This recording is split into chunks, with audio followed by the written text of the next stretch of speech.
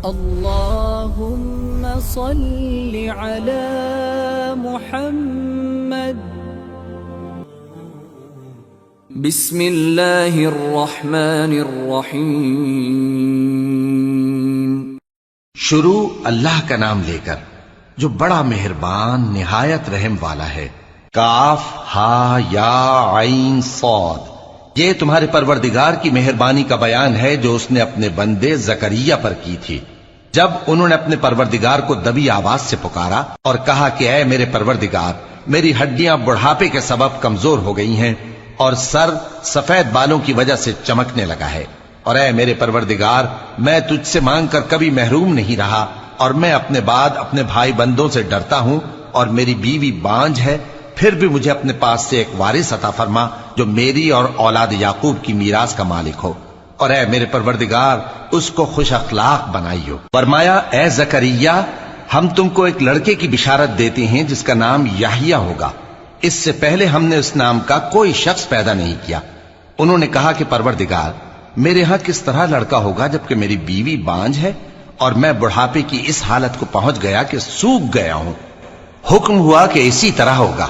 تمہارے پروردگار نے فرمایا ہے کہ مجھے یہ آسان ہے، اور میں پہلے تم کو بھی تو پیدا کر چکا ہوں اور تم کچھ چیز نہ تھے. کہا کہ پروردگار میرے لیے کوئی نشانی مقرر فرما. فرمایا نشانی یہ ہے کہ تم صحیح و سالم ہوتے ہوئے 3 رات دن لوگوں سے بات نہ کر سکو گے.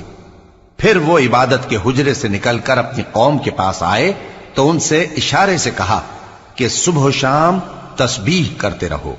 فرمایا اے یحییٰ، ہماری کتاب کو مضبوطی سے تھامے رہو.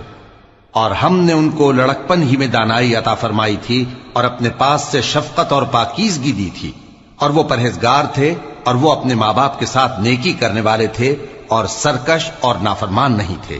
اور جس دن وہ پیدا ہوئے اور جس دن وفات پائیں گے اور جس دن زندہ کر کے اٹھائے جائیں گے ان پر سلام ہے. اور کتاب یعنی قرآن میں مریم کا بھی تذکرہ کرو. جب وہ اپنے لوگوں سے الگ ہو کر مکان کے مشرقی حصے میں چلی گئیں، پھر انہوں نے ان کی طرف سے پردہ کر لیا تو ہم نے ان کی طرف اپنا فرشتہ بھیجا، سو وہ ان کے سامنے ایک خوبصورت مرد کی صورت میں آیا. مریم بولی کہ اگر تم پرہیزگار ہو تو میں تم سے بچنے کے لیے رحمان کی پناہ لیتی ہوں. فرشتے نے کہا کہ میں تو تمہارے پروردگار کا بھیجا ہوا یعنی فرشتہ ہوں، اور اس لیے آیا ہوں کہ تمہیں پاکیزہ لڑکا بخشوں. مریم نے کہا کہ میرے ہاں لڑکا کیوں کر ہوگا جبکہ مجھے کسی مرد نے بطور شوہر چھوا تک نہیں اور میں بدکار بھی نہیں ہوں. فرشتے نے کہا کہ یوں ہی ہوگا.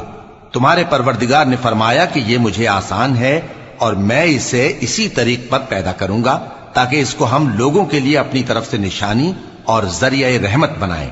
اور یہ کام مقرر ہو چکا ہے. چنانچہ وہ اس بچے کے ساتھ حاملہ ہو گئیں اور اسے لے کر ایک دور جگہ چلی گئیں. پھر درد ذہ ان کو کھجور کے تنے کی طرف لے آیا. کہنے لگی کہ کاش میں اس سے پہلے مر چکتی اور بھولی بسری ہو گئی ہوتی. تب ان کے ٹیلے کے نیچے کی جانب سے فرشتے نے ان کو آواز دی کہ غمناک نہ ہو، تمہارے پروردگار نے تمہارے نیچے ایک چشمہ پیدا کر دیا ہے، اور کھجور کے تنے کو پکڑ کر اپنی طرف ہلاؤ، وہ تم پر تازہ عمدہ کھجوریں گرائے گا، تو کھاؤ اور پیو اور آنکھیں ٹھنڈی کرو. اگر تم کسی آدمی کو دیکھو تو کہنا کہ میں نے اللہ کے لیے روزے کی منت مانی، تو آج میں کسی آدمی سے ہرگز کلام نہیں کروں گی. پھر وہ اس بچے کو اٹھا کر اپنی برادری والوں کے پاس لے آئیں. وہ کہنے لگے کہ مریم یہ تو نے برا کام کیا. اے ہارون کی بہن، نہ تو تیرا باپ ہی برا آدمی تھا اور نہ تیری ماں ہی بدکار تھی. تو مریم نے اس بچے کی طرف اشارہ کیا. وہ بولے کہ ہم اس سے کہ گود کا بچہ ہے کیسے بات کریں. بچے نے کہا کہ میں اللہ کا بندہ ہوں، اس نے مجھے کتاب دی ہے اور نبی بنایا ہے، اور میں جہاں ہوں اور جس حال میں ہوں اس نے مجھے صاحب برکت بنایا ہے، اور جب تک زندہ ہوں مجھ کو نماز اور زکوٰۃ کا ارشاد فرمایا ہے، اور مجھے اپنی ماں کے ساتھ نیک سلوک کرنے والا بنایا ہے اور سرکش و بدبخت نہیں بنایا. اور جس دن میں پیدا ہوا اور جس دن مروں گا اور جس دن زندہ کر کے اٹھایا جاؤں گا مجھ پر سلام ہے. یہ مریم کے بیٹے عیسیٰ ہیں، اور یہ سچی بات ہے جس میں لوگ شک کرتے ہیں. اللہ کو شایع نہیں کہ کسی کو بیٹا بنائے، وہ پاک ہے.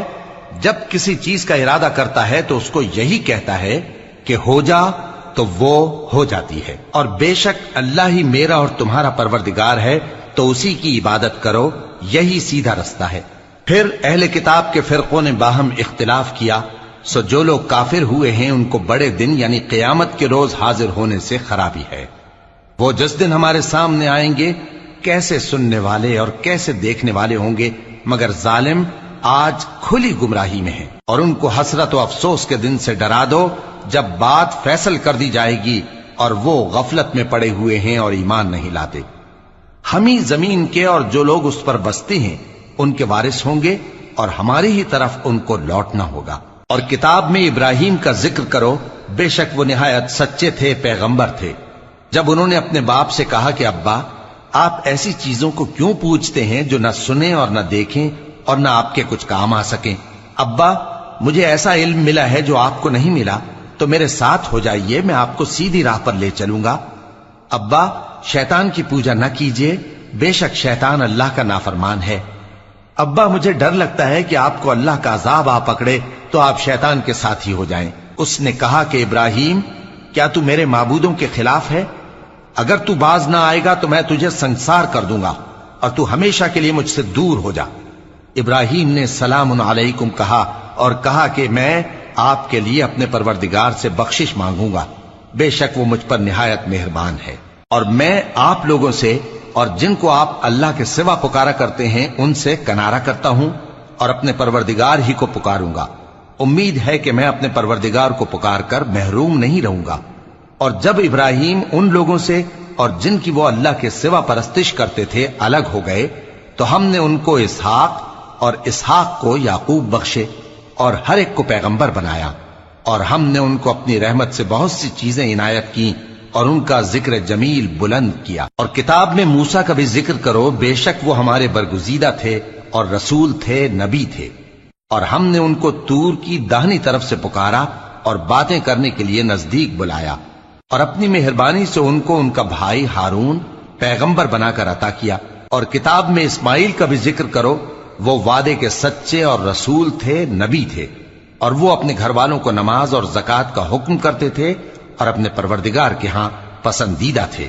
اور کتاب میں ادریس کا بھی ذکر کرو، وہ بھی نہایت سچے تھے، نبی تھے، اور ہم نے ان کو اونچی جگہ اٹھا لیا تھا۔ یہ وہ لوگ ہیں جن پر اللہ نے اپنے پیغمبروں میں سے فضل کیا، یعنی اولاد آدم میں سے، اور ان لوگوں میں سے جن کو ہم نے نوح کے ساتھ کشتی میں سوار کیا، اور ابراہیم اور یعقوب کی اولاد میں سے، اور ان لوگوں میں سے جن کو ہم نے ہدایت دی اور جنہیں برگزیدہ کیا۔ جب ان کے سامنے ہماری آیتیں پڑھی جاتی تھیں تو سجدے میں گر پڑتے اور روتے رہتے تھے۔ پھر ان کے بعد چند ناخلف ان کے جانشی ہوئے جنہوں نے نماز کو ضائع کر دیا اور خواہشات نفسانی کے پیچھے لگ گئے، سو ان قریب ان کو گمراہی کی سزا ملے گی۔ ہاں جس نے توبہ کی اور ایمان لایا اور عمل نیک کیے تو ایسے لوگ بہشت میں داخل ہوں گے اور ان کا ذرا نقصان نہ کیا جائے گا، یعنی ہمیشہ کی بہشتوں میں جس کا اللہ نے اپنے بندوں سے وعدہ کیا ہے کہ جو ان کی آنکھوں سے پوشیدہ ہے۔ بے شک اس کا وعدہ نیکوکاروں کے سامنے آنے والا ہے، وہ اس میں سلام کے سوا کوئی بیہودہ کلام نہ سنیں گے اور ان کو صبح و شام کھانا ملے گا۔ یہی وہ جنت ہے جس کا ہم اپنے بندوں میں سے ایسے شخص کو مالک بنائیں گے جو پرہیزگار ہوگا۔ اور فرشتوں نے پیغمبر کو جواب دیا کہ ہم تمہارے پروردگار کے حکم کے سوا اتر نہیں سکتے، جو کچھ ہمارے آگے ہے اور جو پیچھے ہے اور جو اس کے درمیان ہے سب اسی کا ہے، اور تمہارا پروردگار بھولنے والا نہیں، یعنی آسمان اور زمین کا اور جو ان دونوں کے درمیان ہے سب کا پروردگار، تو اسی کی عبادت کرو اور اس کی عبادت پر ثابت قدم رہو۔ بھلا تم کوئی اس کا ہم نام جانتے ہو؟ اور کافر انسان کہتا ہے کہ جب میں مر جاؤں گا تو کیا زندہ کر کے نکالا جاؤں گا؟ کیا ایسا انسان یاد نہیں کرتا کہ ہم نے اس کو پہلے بھی تو پیدا کیا تھا جبکہ وہ کچھ بھی چیز نہ تھا؟ سو تمہارے پروردگار کی قسم ہم ان کو جمع کریں گے اور شیطانوں کو بھی، پھر ان سب کو جہنم کے گرد حاضر کریں گے اور وہ گھٹنوں پر گرے ہوئے ہوں گے۔ پھر ہر گروہ میں سے ہم ایسے لوگوں کو کھینچ نکالیں گے جو رحمان کے مقابلے میں سخت سرکشی کرتے تھے، پھر ہم ان لوگوں سے خوب واقف ہیں جو اس میں داخل ہونے کے زیادہ لائق ہیں، اور تم میں سے کوئی شخص نہیں مگر اسے اس پر گزرنا ہوگا، یہ تمہارے پروردگار پر لازم ہے، مقرر ہے۔ پھر ہم پرہیزگاروں کو نجات دیں گے اور ظالموں کو اس میں घुटनों के बल पड़ा हुआ छोड़ देंगे। और जब उन लोगों के सामने हमारी आयतें पढ़ी जाती हैं तो जो काफिर हैं वो मोमिनों से कहते हैं कि दोनों फरीक में से मकान किसके अच्छे और मजलिसें किसकी बेहतर हैं। और हमने इनसे पहले बहुत सी उम्मतें हलाक कर दी, वो लोग इनसे ठाट बाट और नुमुद नुमाइश में कहीं अच्छे थे। कह दो कि जो शख्स गुमराही में पड़ा हुआ है, रहमान उसको आहिस्ता आहिस्ता मोहलत दिया जाता है, यहां तक कि जब उस चीज को देख लेंगे जिसका इनसे वादा किया जाता है, खा अजाब और खा कयामत, तो उस वक्त जान लेंगे कि मकान किसका बुरा है और लश्कर किसका कमजोर है। और जो लोग हिदायत याब हैं, अल्लाह उनको ज्यादा हिदायत देता है, और नेकियां जो बाकी रहने वाली हैं वो तुम्हारे परवरदिगार के यहां सिले के लिहाज से खूब और अंजाम के एतबार से बेहतर हैं। भला तुमने उस शख्स को देखा जिसने हमारी आयतों से कुफ्र किया और कहने लगा कि अगर मैं अस्सरे नौ जिंदा हुआ भी तो यही माल और औलाद मुझे वहां मिलेगा? क्या उसने गैब की खबर पाली है या अल्लाह के यहां से अहद ले लिया है? हरगिज नहीं।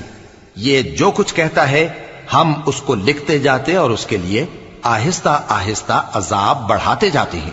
और जो चीजें ये बताता है उनके हम वारिस होंगे, और ये अकेला हमारे सामने आएगा। और उन लोगों ने अल्लाह के सिवा और माबूद बना लिए हैं ताकि वो उनके लिए मूजिब इज्जत हों। हरगिज नहीं, वो माबूद उनकी परस्तिश से इनकार करेंगे और उनके दुश्मनों मुखालिफ होंगे। क्या तुमने नहीं देखा कि हमने शैतानों को काफिरों पर छोड़ रखा है कि वो उनको खूब उकसाते रहती हैं? तो तुम उन पर अजाब के लिए जल्दी ना करो कि हम तो उनके लिए दिन शुमार कर रहे हैं। जिस रोज हम परहेजगारों को रहमान के सामने बतौर मेहमान जमा करेंगे और गुनहगारों को दोजख की तरफ प्यासे हाँक ले जाएंगे, तो लोग किसी की सिफारिश का इख्तियार न रखेंगे मगर जिसने रहमान से इकरार ले लिया हो। और कहते हैं कि रहमान बेटा रखता है। ऐसा कहने वालों, ये तो तुम बुरी बात जबान पर लाते हो। करीब है कि इस झूठ से आसमान फट पड़े और जमीन शक हो जाए और पहाड़ पारा पारा होकर गिर पड़े कि इन्होंने रहमान के लिए बेटा तजवीज किया। और रहमान को शाया नहीं कि किसी को बेटा बनाए। हर शख्स जो आसमानों और जमीन में है रहमान के रूबरू बतौर बंदा ही आएगा। उसने इन सब को अपने इल्म से घेर रखा और एक एक को शुमार कर रखा है। और ये सब क़यामत के दिन उसके सामने अकेले अकेले हाजिर होंगे।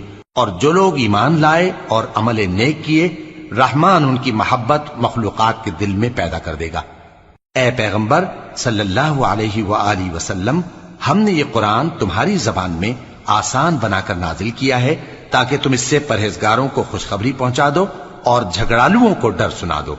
और हमने इनसे पहले बहुत से गिरोहों को हलाक कर दिया है। भला तुम इनमें से किसी को देखते हो या कहीं इनकी भिनक सुनते हो? सदक़ल्लाहुल अज़ीम।